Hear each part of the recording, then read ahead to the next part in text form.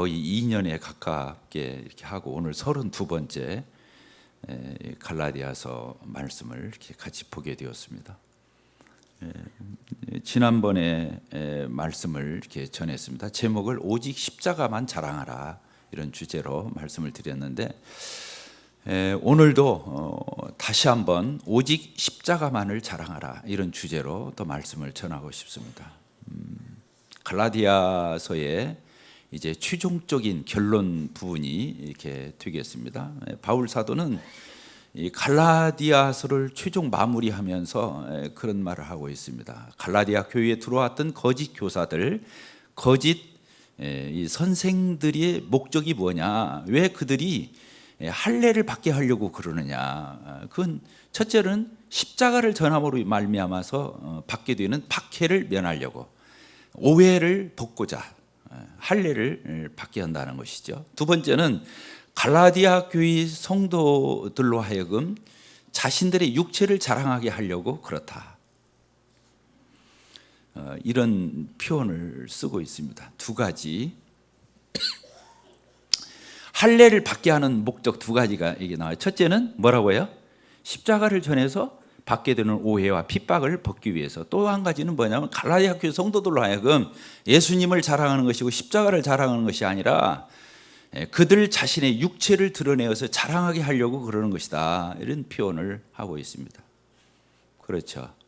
이 거짓 교사들이 예수 그리스도와 그의 십자가의 구속 사역을 믿음으로써 우리가 하나님 앞에 은혜로 거저 선물로 믿음으로 말미암아 의롭게 되는 이런 놀라운 구원을 받게 된다고 하는 것에 대해서 그렇게 전했을 적에 구약 시대부터 지금까지 지켜오던 그 모든 것들, 유대인들이 하고 있는 그 모든 것들이 다 무의로 돌아가잖아요.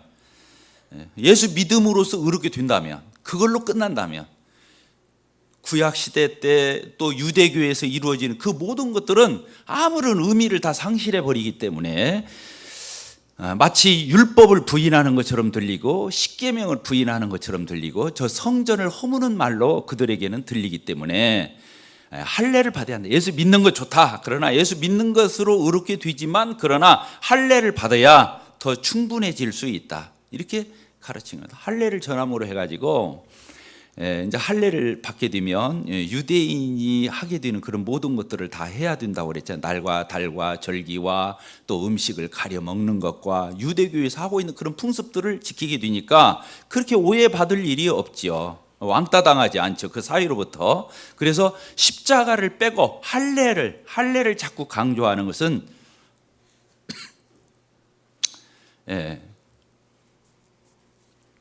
십자가를 전함으로써 받게 되는 그런 오해를 벗을 뿐만 아니라 자기들의 그 육신을 자랑하는 거야. 우리는 아브라함 자손이야.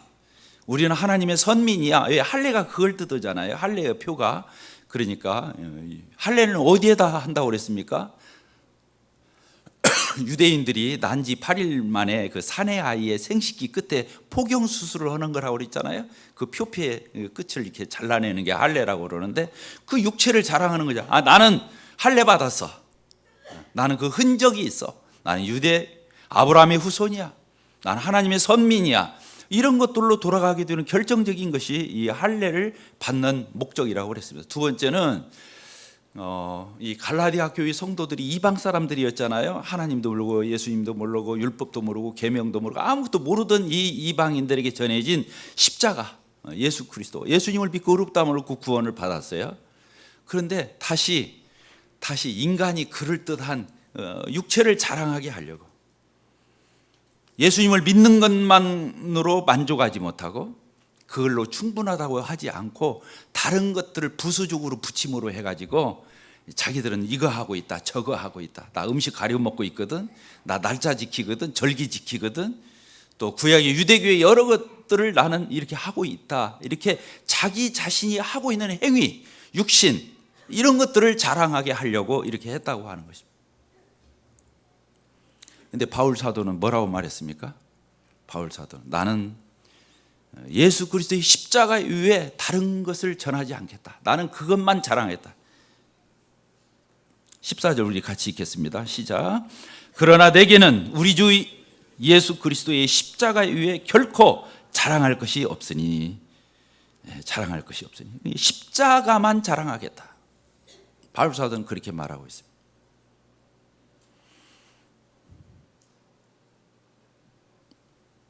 죄인된 인간의 속성이 뭘까 이렇게 생각을 해봤어요. 죄인된 인간의 속성이 뭘까? 구원을 받기 전이든 구원을 받은 후든 그런 것 같더라고요. 자기 자랑이더라고요. 자기 자랑. 따로 씁시다. 자기 자랑.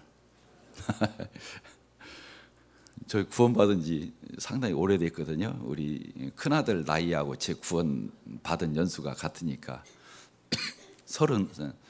지금 35년째 예수님 만난 지 이렇게 되었습니다. 구원받은 지 상당히 지났잖아요. 35년이면. 그런데도 치비오게 저를 따라다니면서 괴롭히는 게 뭐냐면 제 자랑이에요. 뭐라고요? 제 자랑이더라고요. 엊그저께도 제가 이제 어떤 부부를 만나서 어떻게 얘기를 하다 보니까 옛날 얘기가 나왔어요. 그래서 저는 책을 좋아한다는 얘기, 또 한번 책을 읽으면 안 잊어먹는다는 얘기, 어떻게 그렇게 하다 보니까 제가 굉장히 천재가 되고, 또 옛날에 제가 이렇게 중학교, 고등학교 어디 나왔더니 역시 그러니까 그렇다고 또 그래. 그러다 보니까 제 자랑하고 있더라고. 하여간 집이 오더라고. 구원받은 지 몇 년 지났다고요? 35년이 지났는데 여전히 제 자랑하고 있더라고. 창피하더라고. 집에 돌아와가지고 창피하더라고. 그렇습니다. 우리가 왜 구원을 못 받냐? 자기가 잘나서 구원을 못 받아요. 자기가 잘나서. 뭐라고요? 구원받는 건 두 가지잖아요. 첫째는 뭐예요? 나를 발견하는 거예요. 두 번째는 예수님을 발견하는 거예요. 그러면 구원받아요. 나를 발견하는 게 뭘 발견하는 거예요? 내가 하나님 앞에서 얼마나 엉터리고 죄인이고 오염되고 삐뚤어지고 하나님 앞에서 얼마나 부정한 자인지, 얼마나 소망 없는 자인지, 얼마나 만물의 찌꺼기인지, 벌레만도 못한지, 이런 자신을 깨달아야 하나님 앞에 무릎 꿇게 돼 있고 항복하게 돼 있고 엎드리게 돼 있잖아요. 정말로 인간은 아무것도 아니다. 하나님의 소망 없다. 지옥의 멸망에 처해도 유구무원이다. 아무것도 아닌 자신을 알 때 예수님이 보이는 거예요. 예수님을 또 발견해야 구원받아요. 그런데 이러한 나를 위해서 예수님, 하나님께서 독생하신 아들 예수 그리스도를 사람의 모습으로 보내셔서 세상 죄를 다 짊어지고 가실 때, 그래서 내 죄를 예수님이 지고 가셔서 다 이루었다 하시면서 대속의 희생을 치르셔서 나를 살려주시고 나를 의롭다고 해서 하나님이 받아주는 이런 놀라운 하나님의 사랑을 나에게 베풀어 주셨구나. 두 가지잖아요. 구원이 뭐예요? 나 발견, 예수 발견. 내가 뭐라는 걸 발견하는 거예요. 내가 잘난 거, 내가 선한 거, 착한 거, 양심적인 거, 내가 경우 바른 거, 그래서 사람들에 비해서 그런 대로 똑똑하고 잘난 거, 이거 이렇게 가지고는 구원 받을 길이 없죠.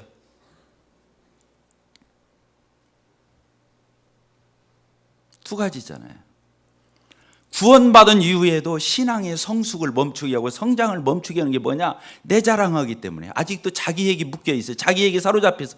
그래서 자꾸 다른 사람하고 비교하는 거예요. 조금 잘하면 내가 괜찮은 사람 같고, 다른 사람보다 못하면 내가 낙심하고 콧받치고 시기하고, 이런 것들이 우리의 신앙을 뒷다리를 붙잡는 거거든요.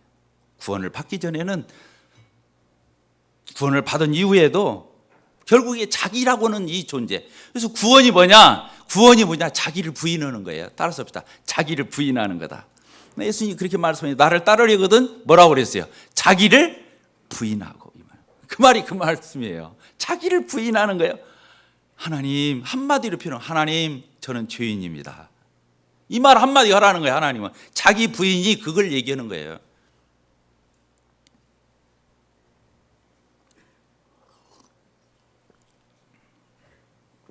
그래서 십자가를 전하면 사람들이 싫어라 하죠. 왜 싫어라 해요? 예수님이 십자가를 얘기하려고 하면 무엇부터 말해야 돼요? 우리가 아담 안에서 죄인인 거, 하나님 앞에서 얼마나 엉터리인지, 부패했는지, 삐뚤어져 있는지, 엉터리인지, 그런 인간이 정말로 하나님 앞에서 거역스러운 존재라고 하는 것에 대해서, 그리고 인간이 하나님 앞에서 그 죄 때문에 죽을 수밖에 없다는 엄연한 사실, 죽고 난 뒤에 심판을 피할 수 없다고 하는 거, 영원한 지옥의 멸망에 형벌에 처해도 할 말이 없는 인간의 운명에 대해서 그 사람 자신에 대해서 자기의 처지를 보도록 그 말을 하니까 싫어하지요. 칭찬해주고 괜찮다고 해주고 자존감 갖게 해주고 위로해주고 따뜻거려주고 살만하다고 그렇게 자꾸 얘기해주고 사람을 칭찬하고 드러내주고 인정해주고 그럴 것 같으면 십자가가 고칠 게 하나도 없죠.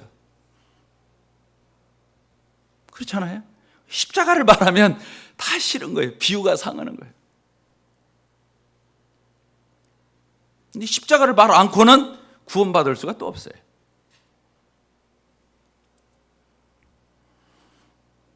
이 갈라디아 교회에 들어와 있던 거짓 교사들에 대해서 한마디로 입을 막아버리는 거죠. 뭘로? 십자가 한마디로 그들의 모든 할례나 율법주의와 이런 것들을 십자가 하나로 다 막아버리는 거죠. 십자가 하나로 막아버리는 거죠. 십자가는 그렇습니다. 십자가에 누가 뭐라고 그랬어요? 멸망하는 자들에게 미련한 것이 구원을 얻는 우리에게 하나님의 능력이라고 그랬습니다. 따라서 하나님의 능력. 십자가의 도가 능력이래요. 능력. 예수님이 십자가에서 그렇게 무기력하게 그렇게 처참하게 정말로 예수님이 한 마리 어린 양처럼 무기력하게 죽은 그 십자가가 능력이라는 거예요. 구원을 받는 우리에게는 하나님의 능력이고 지혜라고 하는 거예요. 세상 사람들에게는 어리석게 보이고 유대인에게는 거칠게 거치게 느껴지는 것, 이 십자가가 그렇다는 거예요. 십자가 능력이죠. 저를 보더라도. 저는 정말로 거짓말쟁이였거든요. 맨날 부모 호주머니에서 돈 꺼내다가 사 먹고 싶은 거 사 먹고 어렸을 때부터 우리 집에 친척이 오면 호주머니부터 내가 뒤졌거든. 그렇게 안 보이죠. 왜 나 또 거짓말을 그렇게 잘했어? 근데 예수 믿고 나니까 자유함이 오더라고. 자유함. 그런 것으로부터 자유함이 오더라고. 율법적으로 십계명에서 명령했으니까 내가 도둑질 않고 내가 거짓말 않는 것이 아니라 이제 그것이 나와 상관없기 때문에 자유로움이 오더라고.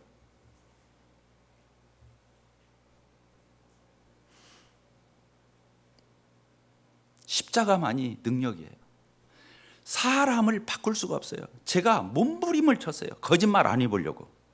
다른 사람 거 훔치지 안 해보려고. 솔직해지려고. 그렇게 노력을 했어요. 안 돼요. 그러니까 전과자들이 또 뒤집고 또 뒤집는 것이 뭐냐면 무슨 사건이 발생하면 뭐부터 뒤져요? 전과자 목록부터 뒤지는 거예요. 그러죠? 그 못 버리니까, 그 버릇 못 버리니까 전과자 뒤지면 다 나오는 거예요. 그 속에서. 우리가 그런 전과자들이었거든. 각각이. 모습만 좀 다를 뿐이지 우리가 전과자 아니었어요? 근데 저를 고치시더라고, 하나님이. 그래서 저 진짜 하나님 믿어요. 내가 고쳐진 걸 보면. 여러분들 안 그래요?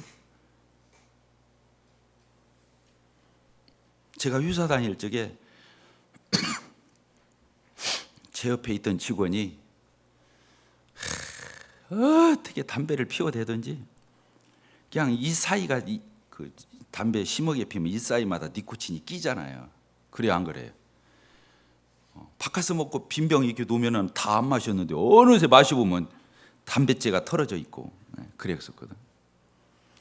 내가 아침에 출근하면 큐티 한다고 작은 성경 이렇게 놓고 차 마시면서 보고 있으면 옆에서 스님이 지은 그 시 큰 거 갖다 카페에다 놓고 그놈 낭독하고 나 들으라고. 그리고 내가 나이가 5살이나 많은데 예수 믿는 놈들이 더 조상한테 함부로 오고 예의도 없다고 그러고. 근데 그 사람이 꺾어져 가지고 그리고 술 먹고 그렇게 막 밤 12시 새벽에 들어가잖아요. 그러면 집 식구들이 얼마나 곤혹에 잘 때 아니야. 근데 문 두드려 가지고 바로 안 열으면은 그날은 난리 나는 거예요. 칼 들고 막 마누라 몰고 다녔다고. 바로 문 안 열어줬다고. 그랬다고 하더라고. 그러면 도망가가지고 이웃집에서 자고 그랬다고 하더라고. 근데 지금 천국이 됐죠. 누가 그렇게 바꿨을까요? 예수님 보혈의 피가.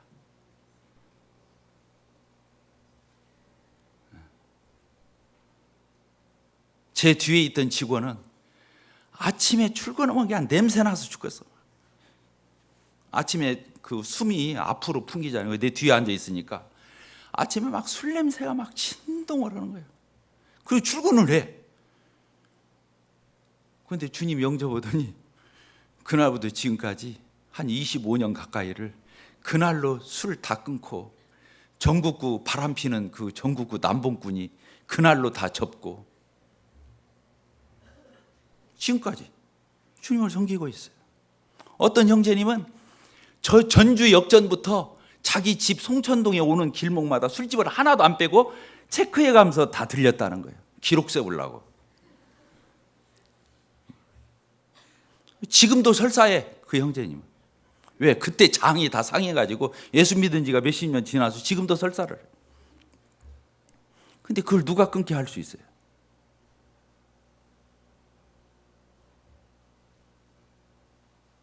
동네에서 소문이라고 해서 동네를 들어갈 수 없고 집에를 들어갈 수 없는 그런 형제도 있었어요. 하도 말썽을 피워싸서. 근데 우리 교회 수양회, 첫 수양회를 진도로 갔는데 낚싯대 가지고 왔더라고요. 저 진도 바닷가 가니까 낚시나 하러 가야 따라왔다가 낚시에 걸려들었지.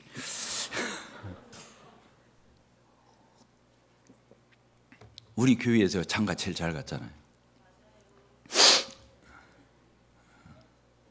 그 사람을 누가 고치겠어요? 우리 집에 어떤 형제는 직원으로 왔는데, 우리 모치님 가게에 직원으로 왔는데 타이어를 일을 하는데 손이 떨어서 일을 못 하는 거예요. 조금 미안해, 개인적으로는. 과거를 밝히는 거라. 그만큼 알코올 중독이 젖었던데 그날로 주님 영접하고 벌써 교회 와서 15년이 지나고 장가 잘 가서 아들 딸 만났지 잘 살고 있어요. 어떤 형제님은 옛날 사진을 보여주는데 이건 옛날 사진, 지금 인상이 하나도 없어. 여권을 뭐 해서 이렇게 찍어서 다시 보여주는데 옛날 여권 사진하고 지금 사진이 달라, 인상이. 옛날 사진은 그냥 어떻게 그렇게 험악하고 막 거칠게 보이고 그렇게, 지금은 그냥 온수는 양처럼. 김복 뭐 한 형제님 계셔. 누가 사람을 바꾸겠어요? 누가 사람 속을 바꿀 수 있겠어요? 사람의 근본을 누가 변화시킬 수 있겠어요? 예수님 보혈의 피밖에 없죠.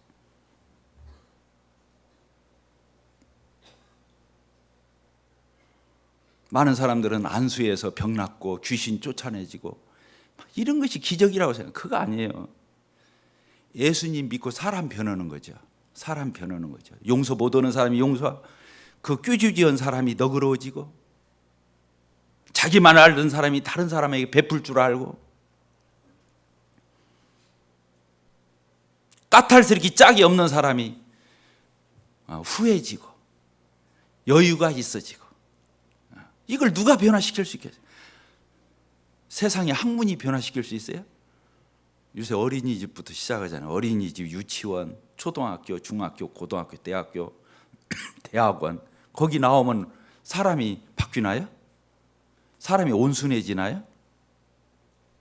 더 지능적이 되죠.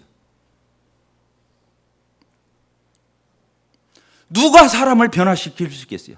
세상에 어떤 학문도 철학도 인문 사회적인 것도 과학도 아무것도 사람을 변화시킬 수 없어요.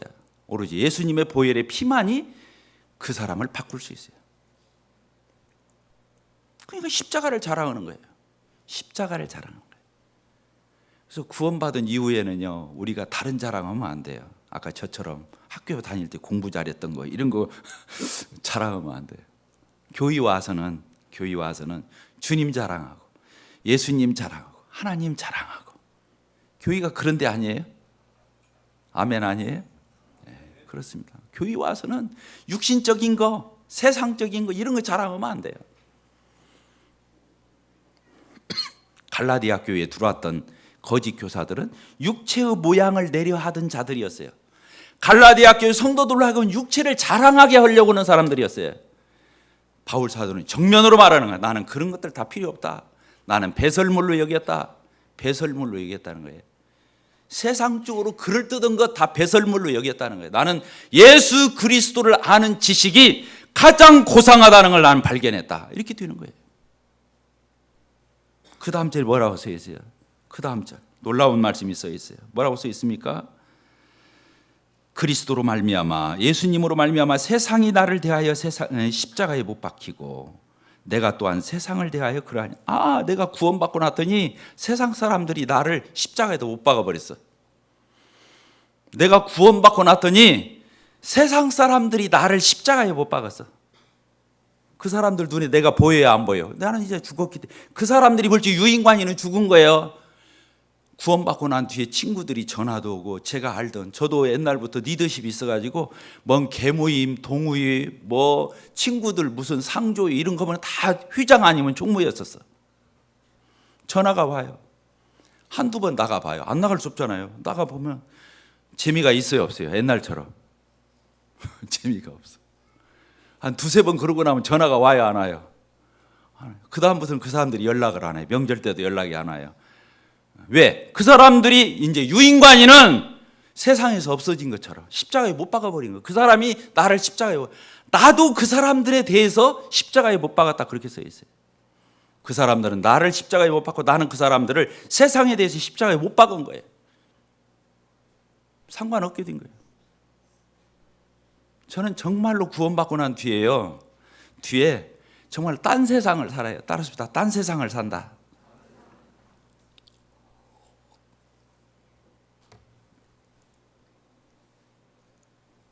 정말 딴 세상을 살아요. 진짜 하루라도 세상으로, 옛날 구원받기 전으로 하루라도 돌아오면 저는 싫어요. 그렇게 살고 싶지 않아요. 미련 없어요. 따라서 미련 없다. 세상 사람도 나한테 더 이상 미련 가질 거 없고, 나도 세상에 대해서 미련 가질 거. 여기 그런 말씀이에요. 여기 이거 뭐 해석이 참 어렵게 돼 있잖아요. 세상이 나를 십자가에 못 박고 나도 세상에 대해서 십자가에 못 박았다, 그랬다 그랬는데 이게 다른 말 아니에요. 세상에서 더 이상 돌아볼 것도. 그 미련 가진 사람이 누구예요? 롯의 처. 아브라함의 조카 롯이 있었는데 소돔성에서 나올 때 롯의 처가 미련이 있었어요. 뭔 미련? 소돔성을 두고 나오는 거기에 얼마나 좋은 것들이 있었는지는 모르지만 뒤돌아보다 소금기둥 든 거예요. 미련이에요, 미련. 그리스도인이 구원받고 난 뒤에도 미련이 이게 문제가 되는 거예요. 따라서 합시다. 미련이 문제가 된다. 미련이 문제가 되는 거예요. 그것 때문에 터덕거리는 거예요. 자꾸 뒤에서 뒷다리를 붙드는 거예요. 하나님 앞에 달려가고 싶은데 이 미련이 없어야 돼요.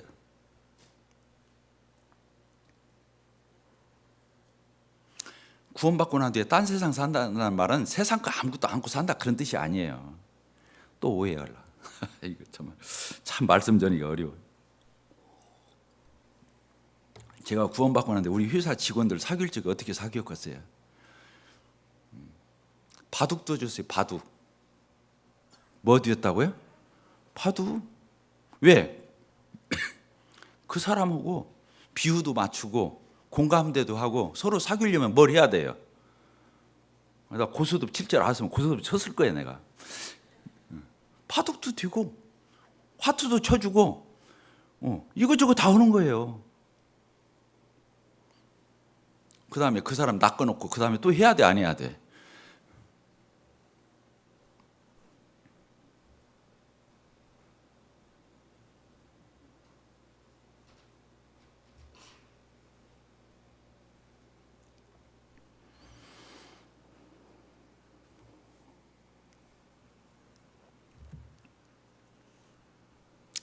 성경은 이 신구약 성경의 핵심이 뭐예요? 예수 그리스도예요. 예수 그리스도. 예수 그리스도의 뭐예요? 십자가예요. 십자가. 제가요 이번에 참 놀란 게, 이 말씀을 준비하면서 주님 앞에 큰 책망을 들은 게 있어요. 뭐냐, 요한계시록에 에베소 교회에 책망한 게 있잖아요. 너의 처음 행위, 첫사랑을 잃었다 그랬잖아요. 거기에 첫사랑이, 저는 처음에 구원받을 때 우리 성도들끼리 얼마나 우리 서로 사랑했어요. 또 하나님 뜨겁게 사랑했잖아요. 그러죠? 저 그거 잃었다는 말인 줄 알았어요. 지금까지 요한계시록에 있는 말씀이. 근데 지금 다시 이 본문을 연구하고 공부하면서 묵상하면서, 내가 처음 예수님 만날 때 내가 주인이고 예수님의 십자가의 피가 내 주를 속해 주셨는데 내가 이 십자가를 잃었구나, 이걸 깨달았어요. 뭘 잊어먹었다고요? 십자가를 잊어먹었더라고요. 처음에 성도들끼리 뜨겁게 사랑하고 반갑고 막 서로 막 그렇게 죽고 못 살고 하던 그 사랑이 잊어먹었다, 이 말이 아니고, 우리가 계시록을 다 그렇게 해석하잖아요. 그런 뜻이 아니더라고요. 예수님이 소망 없고 지옥 가야 할, 하나님 앞에 정말로 부정한, 불쌍한, 가련한 나를 위해서 예수님이 십자가에서 그 고난을 받으시고 온몸이 만신창이가 되고 찢기고 멸시천대 모욕 수치, 예수님이 그러시면서 나 사랑하신 그 은혜, 그 사랑, 그거였잖아요. 그 십자가의 은혜를 내가 잊었더라고요. 그 눈물을 잊었더라고요.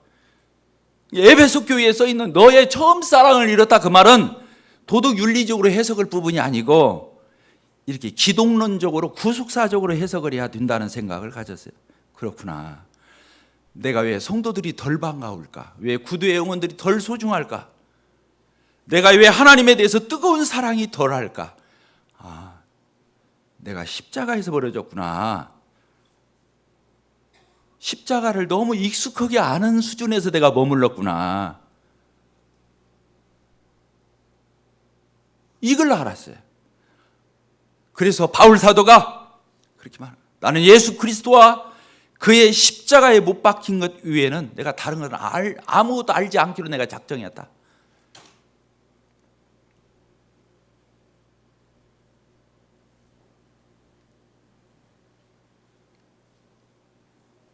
십자가는 놀랍잖아요. 십자가에 예수님이 한 마리 어린 양처럼 오셔서 보라, 세상 주를 지고 하는 하나님의 어린 양이로다. 우리 인간들을 구원하시기 위해서 인간이 되어 오셨잖아요. 그분이 하나님이시잖아요. 따라서 봅시다. 예수님은 하나님의 아드님이시며 하나님이시다. 예수님이 하나님이셔요. 하나님 아버지의 아들이시면서 하나님이셔요. 예수님이 왜 십자가에 못 박혀서 하나님의 아들이라고 하는데, 아들이라고 하는 말로 알아듣는 게 아니라 지가 하나님이라고 한다고, 그렇게. 하나님의 아들은 하나님이에요. 그러니까 예수님이 나는 하나님이다 한 적 없어요. 그런데 사람들은 나는 하나님의 아들이다 했는데 알아듣기를 하나님이라고 알아듣는 거예요. 하나님의 아들이란 말은 곧 하나님이란 말과 같은 거예요. 내가 사람이니까 우리 아들이 사람인 것처럼 그렇게 알아듣는 거예요. 예수님 하나님이셔요. 하나님인 그분이 인간이 되어 오셨어요. 창조주가 피조물이 되어 오셨어요. 우리가 강아지가 되고 벌레가 되어봐봐요.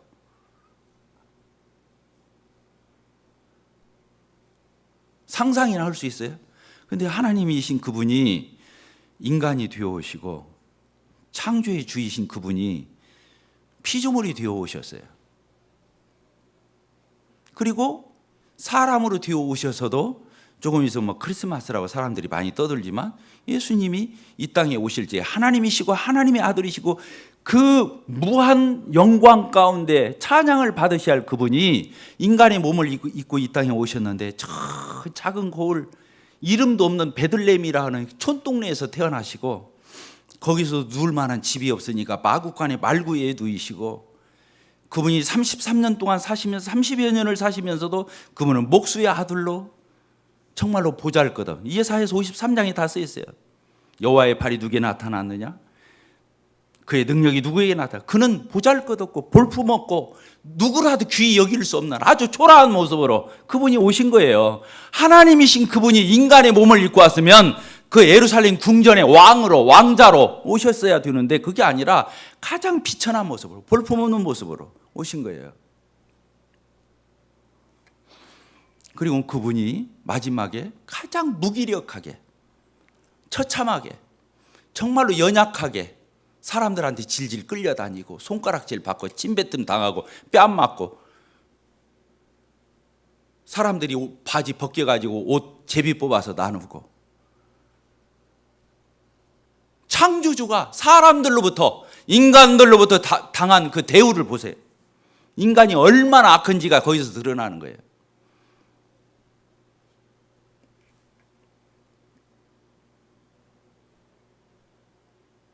십자가는 인간의 악함을 드러내요.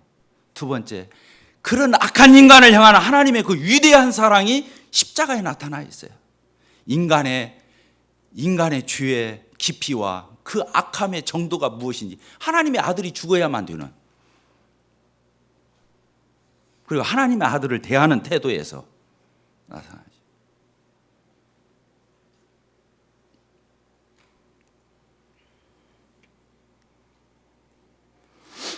다음 주에 갈라디아서를 마치게 되는데, 그때 한 번 더 십자가에 대해서 한 번 더 이렇게 같이 규제할 수 있게 되기를 바랍니다.